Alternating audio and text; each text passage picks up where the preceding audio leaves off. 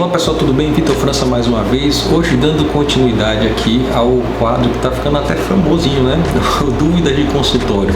Estou aqui no consultório e depois de um dia de trabalho a gente vai esclarecer algumas dúvidas aí de vocês que mandaram para cá.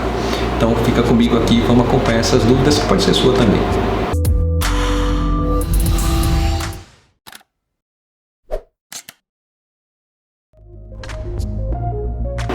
Bom, se você não sabe ainda, esse é um canal aqui voltado para pacientes e a gente tira várias dúvidas aqui de pacientes que mandam para mim via Instagram, via aqui no próprio YouTube. Então, se você tem dúvida, manda aqui embaixo.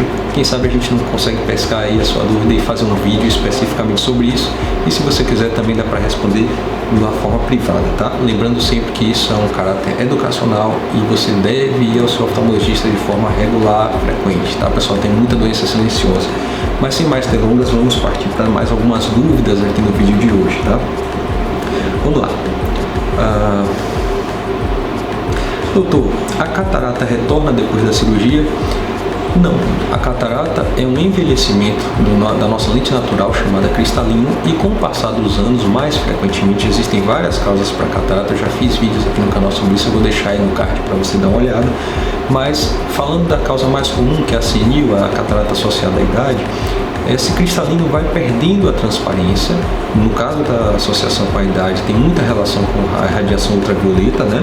E uma vez que é indicada a cirurgia, é retirado o cristalino e retirado esse cristalino é colocado uma lente intraocular, uma lente que vai fazer a função de substituir esse cristalino, essa lente natural dos olhos.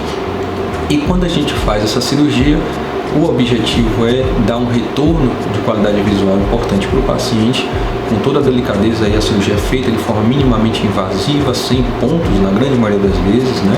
E a lente é colocada de forma definitiva no olho e não é necessário novos procedimentos, porque a catarata não vai mais existir. Uma vez que foi retirado o cristalino, colocando uma lente intraocular, não retorna mais catarata. Vamos para a próxima dúvida. Como reconhecer se tem olho seco? Bom, olho seco é uma entidade muito grande na oftalmologia. Olho seco, existem alguns tipos, né? Não vou entrar em classificação aqui agora, mas existem várias formas de a gente classificar olho seco. Existem alguns olhos secos que são mais leves, associados, por exemplo, ao uso de ambiente com ar-condicionado, uso intensivo de telas de computador, de celular, que você pisca menos, então você tem um ressecamento mais comum do olho. E existem doenças, como por exemplo a síndrome de Sjögren, né? Algumas doenças reumatológicas que podem ter olho seco mais severo, né? E olho seco mais brando é muito comum. A depender da região que você mora, a depender dos seus hábitos de vida, olho seco vai ser uma constante, né? Uma das coisas que pode acontecer com olho seco, e eu vou falar essa porque é extremamente clássico, né? É o lacrimejamento. Aí você se pergunta, gente, como é que eu tenho um olho que está seco e que está lacrimejando, molhado, né?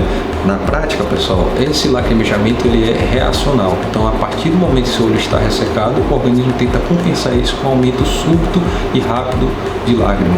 Porém, essa lágrima não é uma lágrima completamente estável. Isso ameniza, mas não resolve o problema, né? Uma dica importante é você fazer uso de alimentos que contêm ômega 3, isso ajuda na qualidade da sua lágrima. Você pode fazer uma higiene dos cílios e das pálpebras todo santo dia, né? Diariamente, fazer com shampoo infantil, por exemplo. Você coloca, faz uma esfrega, faz uma espuminha, fecha os olhos, esfrega 20, 30 segundos sem apertar os olhos, enxágua especialmente com água morna, né? Para dar um conforto a mais e ajudar na remoção de sujeira, bactéria que fica ali, que também interfere na produção da lágrima e outras situações, né? Uma das coisas que pode gerar no olho seco é a sensação de que tem alguma coisa dentro do olho, a sensação de areia, olho vermelho, uma irritabilidade, né? A visão fica um pouquinho mais suja, mais morrada também por conta desse desconforto. Enfim, o olho seco é uma entidade oftalmológica, né? Tem muita coisa aí pra gente abordar. Eu já fiz vídeo aqui sobre o olho seco também e eu posso até aprofundar um pouco mais. Se vocês tiverem interesse, basta comentar aqui embaixo, tá bom?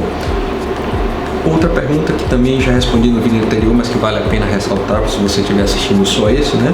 Porque a visão para perto piora com a idade. Bom, pessoal, a gente tem aí uma situação chamada presbiopia, que é a vista cansada. E por que isso piora? Na verdade, com o nosso desenvolvimento, né, a partir dos 20 e pouquinhos anos, a gente começa a perder a nossa capacidade de acomodação. Só que a gente tem uma reserva tão grande que a gente consegue manter até em torno dos 40 essa acomodação. Então, se eu quero olhar para perto, eu coloco aqui, meus olhos fazem a acomodação, eu consigo ver. Se eu afasto um pouquinho, eu consigo ver. Se eu afasto mais ainda, eu consigo ver.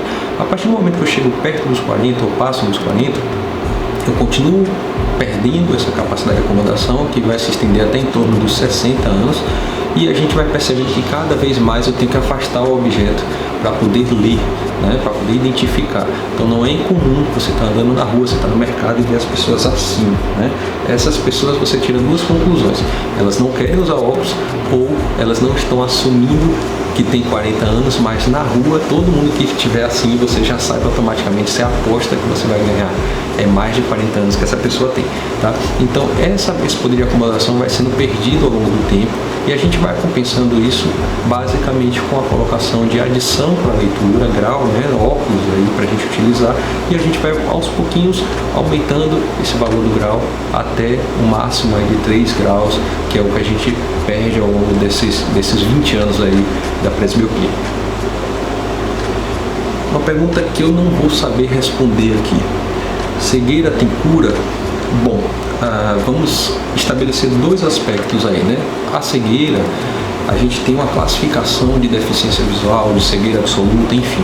Mas a causa mais comum de cegueira reversível é a catarata, tá? Então, se a gente observar cegueira reversível, a gente tem como causa mais comum a catarata, e essa sim é revertida, né? Então você fica cego pela catarata, mas você opera, você coloca uma lente intraocular e você volta a enxergar.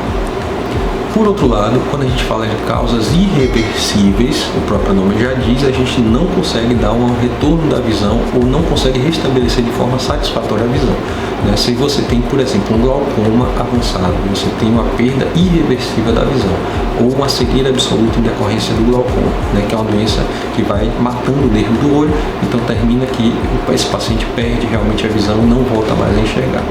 Existem outras causas, como trauma, por exemplo, né, que podem gerar esse tipo de situação também.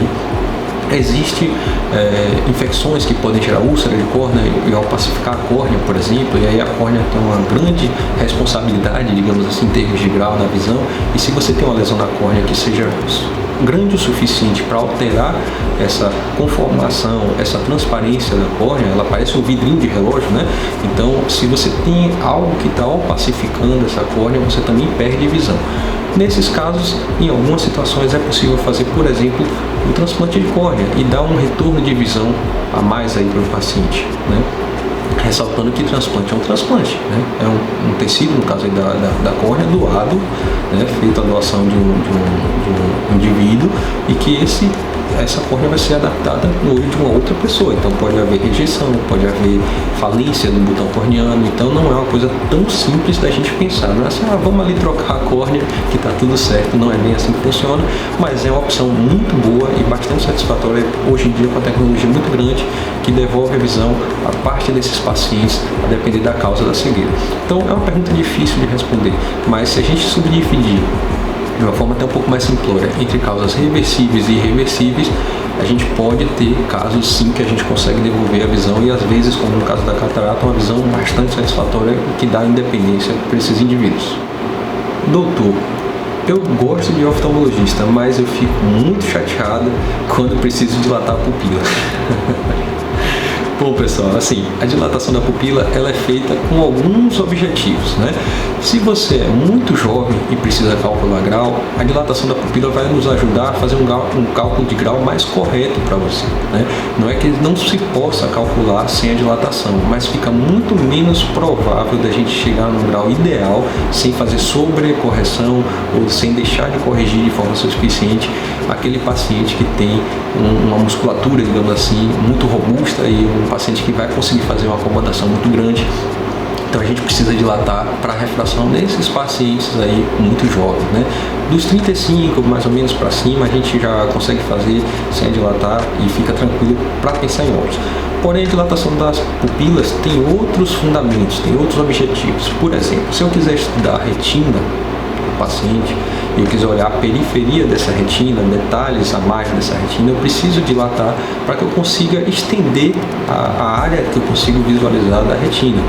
De forma contrária, se eu não dilato, eu consigo ver uma parte da retina, a parte principal, digamos assim, central da retina a gente consegue visualizar, porém a parte mais periférica, que é onde às vezes algumas lesões estão escondidas ali, que a gente vai procurar nessa região, aí nesse caso é necessário dilatar a pupila. Realmente não é uma situação muito confortável, né? É bem chatinha a dilatação.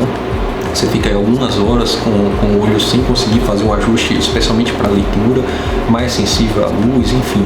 Realmente é desconfortável, mas não tem jeito, é importante e é para o bem, né? Obviamente que não é em toda consulta que você vai precisar obrigatoriamente dilatar, mas por outro lado também é verdadeiro, não é toda consulta que você vai se livrar. Então uma hora ou outra a gente vai fazer um estudo mais rebuscado da retina, ou a gente vai precisar dilatar para calcular grau, enfim, a depender do que a gente esteja procurando, isso é um caminho que não tem como fugir, tem que dilatar.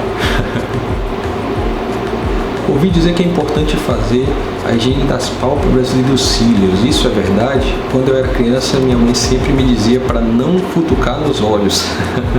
Bom, sua mãe está certa com relação a não futucar, não esfregar, não fazer nada de muito abrupto aí no seu olho, né? Claro, não ficar botando o dedo no olho. Quando eu era criança, pelo menos na minha turma de colégio, os meninos todos queriam ficar revertendo as pálpebras para assustar as meninas, né? Quando a gente era criancinha, eu nunca fiz isso. Não sei se naquela época eu já pensava em oftalmologia, não me recordo, mas eu nunca fiz isso porque eu sempre tive medo de infecção no olho, apesar da idade. Enfim, com relação à higiene dos cílios e das pálpebras, é fundamental. Não vou dizer que é bom, é fundamental, tem que fazer. Assim como você faz a higiene de todo o seu corpo, essa área dos cílios e das pálpebras também fazem parte do seu corpo, então também merecem que você faça uma higiene aí, e uma higiene bem feita. Uma dica que eu sempre dou, existem produtos específicos para isso, é possível comprar esses produtos e utilizar, mas a dica que eu sempre dou e que é bem acessível à maioria dos pacientes, inclusive é prático, né? É você comprar um shampoo neutro infantil, né? Qualquer marca, você vai utilizar, lava suas mãos bem, né? Na hora do banho mesmo, para ficar uma coisa mais prática, mais fácil de fazer. E aí você goteja ali 2, 3 gotinhas do shampoozinho infantil, esfrega, põe a espuminha feita para evitar que caia no seu olho, já esfrega, já deixa a espuminha no dedo, você fecha os olhos, faz a fricção ali, 20, 30 segundinhos, e aí enxágua preferencialmente com água morna.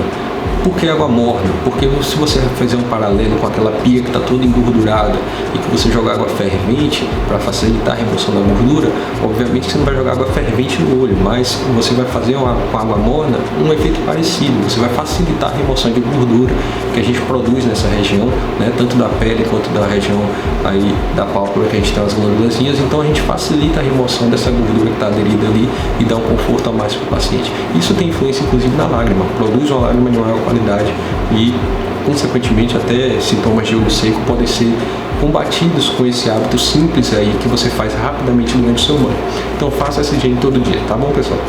Bom, e com essa última pergunta aí a gente encerra mais um papo de consultório. Então sejam sempre muito bem-vindos. Toda terça-feira tem um vídeo aqui de oftalmologia nesse canal que é voltado para você, paciente, né, para ajudar no conhecimento da oftalmologia, para que você como paciente se previna ou cuide de coisas que você pode de fato evitar ou se prevenir com relação a doenças oculares. Então sejam sempre muito bem-vindos. Toda terça-feira aqui a gente tem um encontro marcado, então assina as notificações, se inscreve aqui no canal e passa esse conteúdo para quem você achar que vai se beneficiar dele.